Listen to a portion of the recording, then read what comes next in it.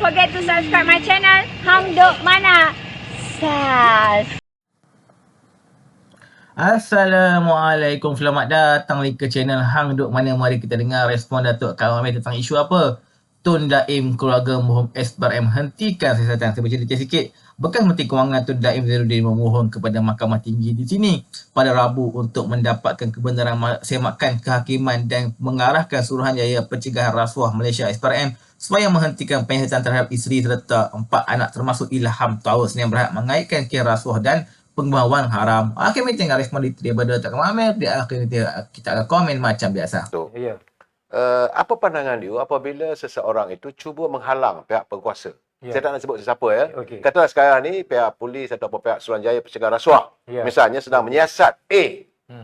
Maka dia pergi ke mahkamah, minta supaya mahkamah kata tak ada local standard, tak ada writ of habeas corpus untuk SPRM menyiasat saya. Boleh ke boleh? Yang ini saya rasa pihak Polis Diraja dan juga Menteri Dalam Negeri boleh masuk dan menolak, membantah permohonan itulah. Saya tahu permohonan judicial review, semakan kehakiman, pihak polis dan juga pihak Kementerian Dalam Negeri boleh membantah, menolak, dan saya yakin permohonan itu akan ditolak.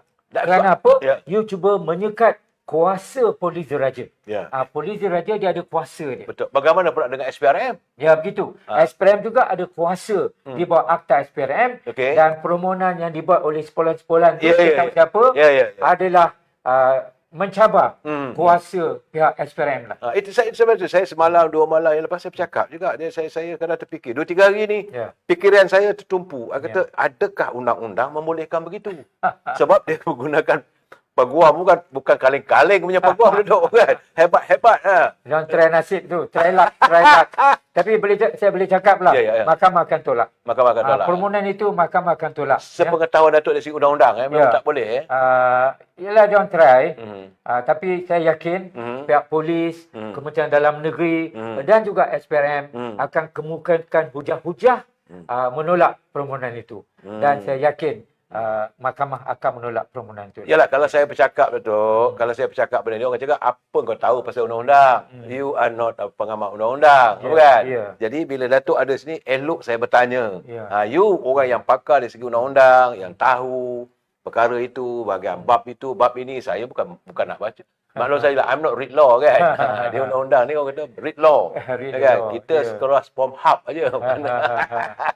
Jadi Datuk yakin bahawa kalau ada permohonan begitu akan ditolak? Akan ditolak. Saya yakin dia akan kalah. Sebab Hebut 3-4 hari lepas dia kata dia minta supaya SPRM menghentikan siasatan terhadap bukan saja diri dia, tetapi siasatan pada keluarga dan sebagainya.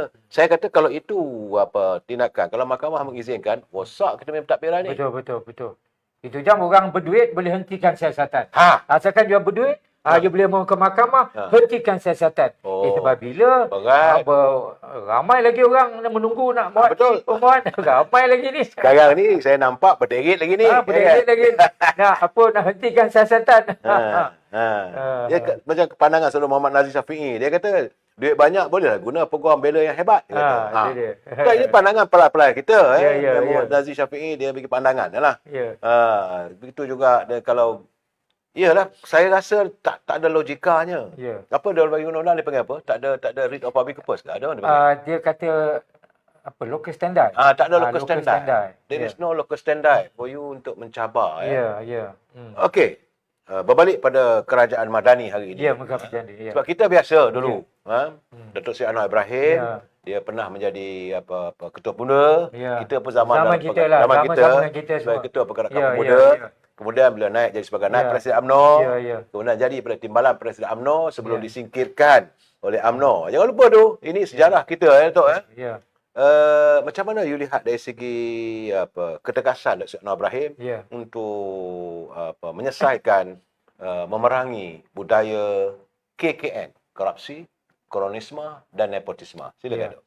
Saya lihat pertama saya nak sahkan di sini 5 bulan yang lalu saya pernah mengatakan bahawa Anwar ni saya nampak dia sekarang ni very compassionate.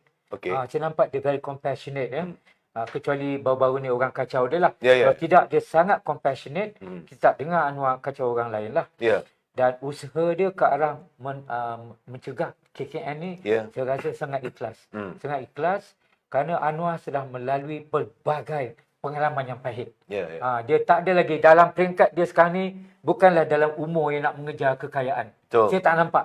Saya tak nampak. Kalau mungkin 30 tahun dulu lain cerita. Possible lah. Tapi sekarang ni umur dia bukanlah umur mengejar kekayaan. Saya lebih nampak dia nak melegalkan satu legasi kepada negara. Saya kira begitu. Dan legasi dia ialah melahirkan sebuah negara yang lebih bersih. Lebih bersih dan saya yakin dalam 4 tahun akan datang ni, kejayaan ni kita akan dapat lihat dalam tempoh 4 tahun akan datang. Datuk yakin? Terlalu awal sekarang ni, terlalu awal. Saya sangat yakin Anwar mampu melakukannya. Ya, dia mampu melakukannya dan setakat hari ini kerajaan Anwar tak dengar. Tak setitik pun, detik pun kita dengar. Seperti yang berlaku di bawah kerajaan Perikatan Nasional. Ya dulu lah. Kita nak sebut orang pun tak payah. Tak nak sebut nama. Kan kena saman pula kan. Saya pun tak berminat untuk membongkar keburukan semua. Tapi apa yang dilakukan oleh pihak berkuasa, kalau mereka, selalu saya katakan, tangan yang mencincang, baulah yang memikul tu. Ya, betul. Dan saya juga melihat bahawa apabila beliau mewujudkan, ada 2-3 malam dulu pun saya bercakap, saya panggil saya punya tetamu-tetamu, saya mengatakan bahawa apabila dia mau mewujudkan masyarakat madani. Di mana kalau betul-betul kalau kita hayati masyarakat madani sampai pada kemuncak kejayaannya, Datuk ya. Kemuncak kejayaan masyarakat madani apabila daripada zaman Saidina Omar Abdul Aziz. Apabila tidak ada lagi warga madani waktu itu yang mau mendapat kutipan pemberian zakat. Tak ada orang. Artinya tidak ada kemiskinan. Sedang pada waktu yang sama, awal-awal mengambil alih kerajaan, dia kata bahawa pada dia nak memerangi derita rakyat. Dan itu saya nampak begitulah. There is no such thing as mega project dan sebagainya. So, pandangan Datuk? Saya lihat pertama sekali kita kena ucapkan tahniah kepada Anwar kerana kita lihat sebelum ini 3 kerajaan yang tidak stabil. First kerajaan PH di bawah Tun Mahathir gagal. Lepas tu di bawah Tan Sri Mahyudin pun gagal.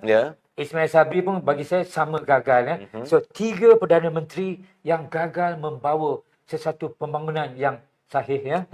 Sekarang kita lihat inilah kerajaan yang paling stabil. Kita lihat parti-parti komponen dalam kerajaan ni tak satu detik pun kita dengar satu krisis dalaman, tidak ada. Bunga-bunga tu bunga-bunga tidak langsung kita tak dengar.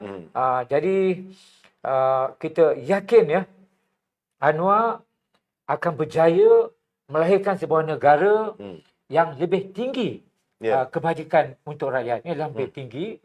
Dan kalau dulu kita ambil Dato' Sri Najib, dia ada BRIM, dia ada Bantuan Rakyat Satu Malaysia. Saya yakin dalam masa terdekat Anwar akan datang dengan satu formula untuk rakyat lagi hebat daripada BRIM. Saya yakin Anwar akan melakukannya. Ialah pada sekarang ni pun boleh katakan macam-macam bantuan diberi kan.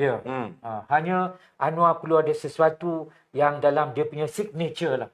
Dia ada satu dia punya signature kejayaan dia. Perlu dia ada lakukan sesuatu lah. Ya, sebab saya melihatlah bahawa kalaulah kekayaan negara ini dapat dibendung untuk tidak tiris dan tidak ada berlaku ketirisan, tidak ada korupsi dan sebagainya, yang akan untungnya rakyat. Betul. Sebab itu bila dia orang marah kalau ada tindakan begini, saya pun geleng kepala lah.